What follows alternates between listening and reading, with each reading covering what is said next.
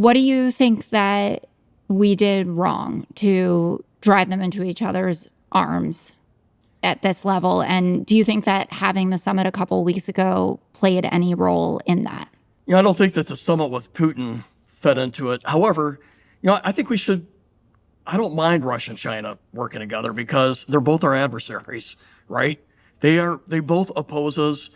And what bothers me about this administration, they've had a very blind spot towards Putin. And I would like President Trump to be more forceful against President Putin. Here's a guy that's murdered all of his rivals. He's invaded Ukraine. He's invaded also Georgia. He's threatening his neighbors. And the invasion of Ukraine, there's no other way to frame it. It's a international crime. It's against the rule of law. They're committing war crimes every day. And I'd like to have our president talking more like that, right? I don't mind the president being firm against China. I mean, what they're doing with the Uyghurs, Tibetans are wrong. And they're the pacing long-term threat of our country. Neither one of our democracies, neither one are free markets. They're police states. Now, it does concern me about India. That's the largest democracy in the world. They should be on our side. However, I think it's all right to speak up and say, why are you, Prime Minister Modi, helping prop up Russia's economy while they're invading Ukraine? I would like to think that a democracy would see the morality of this and be against the Russians, or at least find ways to oppose their behavior with Ukraine. My concern is that President Trump has done very little to stand up, at least against Russia. But China, maybe a little better with what he has said. And so that's probably my biggest concern right now. We have a situation that looks like 1938, and we need a president that sees the moral right and wrong here of what's going on with Russia versus Ukraine. Instead, we got a president that treats them both like equals, and he's trying to referee. But no, one's a victim and one's the invader. Why would Ukraine start a war with a country 10 times its size? That really angers me, because that's like a very ignorant statement with Russia invading Ukraine. So that's really more my anger there. I guess if I was in charge, I would anticipate Russia and China would be saying, hey, Don Bacon don't like either one of us. Let's work together. But they're both our adversaries, the way I look at it. You mentioned this a couple of minutes ago, and it's explored every time there's a meeting either with Zelensky or with Putin that we should have steeper sanctions against Russia. And, a few people in the Republican caucus, yourself included, the Lindsey Grahams of the world, stand up and say, yes, let's do that. And then it always gets punted down the road. Do you think that this show of unity in China, Donald Trump has posted saying they're all conspiring against him, which is his favorite thing to say, but it's very clear that he understands that these are not teammates in all of this. Do you think that might spur us being closer to actually implementing some of those harsher sanctions? We're so tired, many of us, of the 2 more weeks thing. Unfortunately, it sort of defines President Trump's policy when it comes to Russia. And I do think I support the secondary sanctions, and I'm on that legislation. And frankly, I'm going to support that for a discharge petition. I've been talking about it. Who wants to submit it? Maybe I should do it, but we're talking about it. And somebody says, well, why do it? Because the president's going to veto it right now. Well, that's all right. I want to put pressure on the president to stand up against Putin and be a more vocal ally of Ukraine. Ukraine is on the side of freedom, free markets, the rule of law, and we should be on that side. And so I'm a big supporter of the secondary sanctions. I'm not sure why the president has drug his feet on it. It doesn't make sense. Frankly, his entire policy on Russia does not make sense to me. Well, don't you think that he just believes that he's going to be the one who magically is able to get a deal at some point? Maybe, but I think there's 3 or 4 different possible motives, and it's hard for me to know which one it may be. I think he has more of a worldview, and I know the people around him have this. I get sort of mixed signals from President Trump himself, but I see ourselves as leader of the free world, and that we need allies, and we should be on the side of freedom, democracy, free markets, rule of law, and we have the biggest economy, biggest military on the free world, so we've got to be leaders. and we should be building closer relationships. That's my worldview. It has a mix of idealism and realism in it.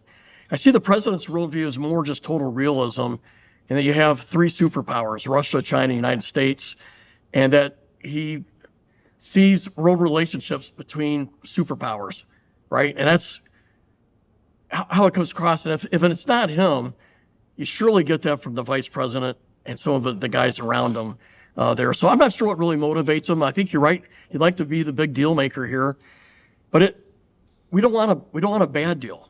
A bad deal is worse than no deal for Ukraine. We don't want a Sudetenland of 1938, where we force a friendly country to give up territory for so-called peace with Germany, in this case Russia, and then Germany goes in and takes Czechoslovakia within the year and then starts World War II by invading Poland. I see that we're at 1938 right now, and when the president says, yeah, we've got to swap land, what he's really saying, Ukraine's got to give up land. Give up don't land. like that. It's not right. Why reward an invasion? Why reward war crimes?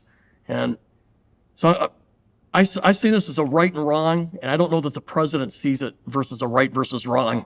Is there any end then? Because it's clear Zelensky is willing to make some compromises, but not to go as far as Putin wants. He's never changed any of his demands, what Right. the Russian side wants. And, our NATO allies are going to back up Ukraine as long as that takes. But how do you see there being any resolution? Well, if Ukraine's willing to make an agreement and there is some land transfer, I would support Ukraine. I mean, this is ultimately, they're the victim. They're willing to make an agreement. I wouldn't stand in the way with that. I wouldn't tell them, no, that doesn't make sense. However, I don't anticipate Ukraine giving up any land unless there's security guarantees involving NATO or United States in particular. And I would support that. I opposed Ukraine entering NATO prior to the invasion. I thought, why are we trying to antagonize Russia? But Russia invaded anyway. And then they try to blame NATO for it. But really, Ukraine always wanted to be in NATO because they know the threat of Russia, just like the Baltics, Poland, Romania, before that. So I would support Ukraine's decision for peace if they need to make compromises, but they're going to need security guarantees if that happens. How does this end? We give Ukraine the weapons they need and the quantity and quality that they need, and we do secondary sanctions, and we play hardball against Putin. He's got to realize he cannot win. The day that he realizes he cannot win, he'll change his calculus. But right now, he thinks he can wait us out. He sees weakness in President Trump. He saw weakness in President Biden, and he thinks he can wear Zelensky down. We got to give Zelensky the wherewithal so that Putin knows you can't wear him down. Listening to you, it seems quite clear that you are a different kind of Republican with what the modern GOP looks like. Can you talk about your decision to retire, which was surprising to a lot of people? Your district has been trending blue, went for Biden in 2020, Harris in 2024. You're like that blue dot in the midst of the sea of red or purple to red pastures. But what made you decide that this was the time to leave? Well, before I answer that, I'm the old school Republican. I've never changed. I'm the Ronald Reagan Republican. I believe in peace through strength. I believe in free markets. I believe in alliances. I believe in free trade. These are all things that the Republican Party has believed in since World War II. The current trend in our party is to be the 1930s Republicans. They believed in protectionism, isolationism. They believed in price controls. They were nativists. They didn't like legal immigration. And a lot of our parties going back to the 1930s, that failed the Republican Party and it failed America. And so we learned from that. We became the post-World War II Republicans, and that's what I am, and I have not changed. Now, why did I decide to not run again? Well, I did 5 terms, and so 10 years, and they were all tough races, even though I in elections where I was the number one target for the Democrats, we came out on top. 2018, when we lost 41 seats, we ended up winning by 2. And we outperformed the average Republican by 8 points, by the way, that cycle. The reason I wanted to retire was I thought 10 years was enough. I did 30 years in the Air Force, now 10 years here. I'd like to come home at night. I do 4 nights a week in D.C., 3 nights in Omaha. I've been married 41 years. Got 4 kids. 3 of them live within 15 minutes of my house, 8 grandkids. So I'd like to do a little more of that. And frankly, I'm just tired of the every 2-year election cycle. Between family and just tired of the 2-year election grind is primarily what drove me. But also, maybe a tertiary reason is that the dysfunction in the House on both sides, and just just some of the lack of teamwork, the lack of courtesy, the lack of decency, just sort of, it's like I lost my appetite for wanting to be a part of it. I think the role of Speaker Johnson, that man never loses his temper. He's decent to everybody. But when you look around and what goes on, I wasn't really excited about doing it for 2 more years, But in the end, I want to get home hopefully every night when I'm in Omaha. Hi, everyone. This video is just a preview of the entire episode, which is now available on our very own YouTube page.